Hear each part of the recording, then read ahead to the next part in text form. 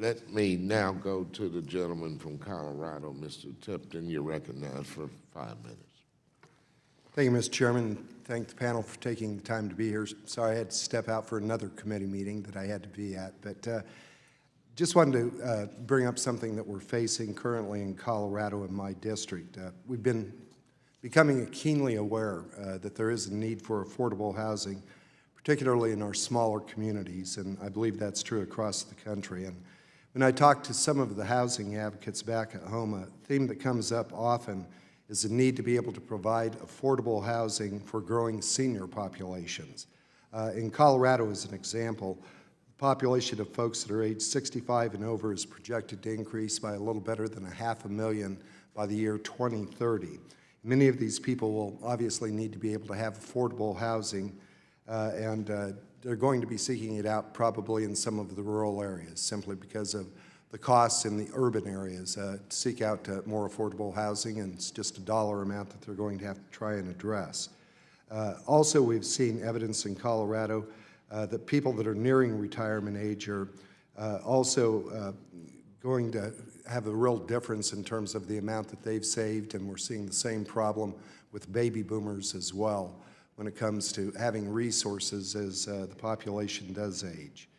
When we talk about national initiatives on housing, like the ones that are being advanced by our colleagues across the aisle, we ought to be able to make sure that we are taking into account the needs of rural Americans as well, and also taking into account that for senior citizen populations who will need affordable housing. So I have a general question that maybe each one of you on the panel would like to maybe address, and what are some of the challenges that communities are going to face in providing that affordable housing for seniors in rural places, especially as that demographic continues to grow? And Mr. Anders, would you have some short comments on that? Sure. I mean, you've got to realize that the 515 program is currently serving about over 60% of the residents of 515 housing are elderly people or people with disabilities.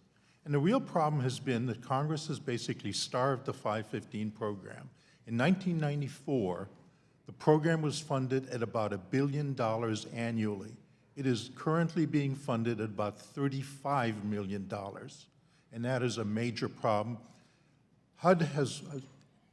Congress has actually dealt with it in the 202 program recently, where it has pumped more money into the 202 program for the first time in years. It put about $105 million into the program in the last 2 years. It has not done the same thing for the 515 program, and that needs to be done at this point. Great. The appropriations for the program just need to grow.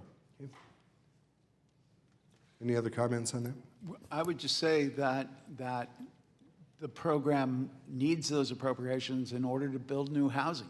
And new housing is definitely a need in rural areas, and that's the only way you're going to respond. And frankly, the 515 program is a very cost-effective way of doing that. And I will echo that, with the aging population in place, like you said, the 67% are the elderly. And to attract, to get new construction, new development that's out there, the numbers have to work. And the 515 program, it's very hard to compete in today's financial environment with that 1%, 50-year AM. In the smaller communities that we're talking about here today, there's smaller properties that are being built. So you don't get those economies of scale. And so to attract that, you've got to get either favorable financing of some form of fashion. And it is starving. On the deals that we do, we spend an average of about $1.1 million of new debt, and these are on recapitalization reservations. So on a program that's currently only being funded at $40 million, I mean, you do the math. It's not going very far at all. Well, Ms. Deeswood, that kind of brings up a question in regards to some of the multifamily properties in the rural housing service. Should we retain all of those? Are there some we shouldn't retain? What are your thoughts on that? There are some that are ready to come out of the program. There's either alternate housing. They're now in the suburban areas. There's some that the market is no longer needed. That the area has dried up. The out-migration has certainly happened. But I'd say that's more the abnormal. There's certainly a built-up need for housing in these rural markets. And we're just not meeting that need with the supply. From the foreclosure from the homeowners back in the day. You know, people are going from homeownership into rentals. You know, the demographic changes where people are not buying their first home as early as they did back in prior generations. So that pressure, even with out-migration, is putting a strain on the housing options that are available in these communities. Great. Thank you. My time has expired, Mr. Chairman. Appreciate it. Yeah.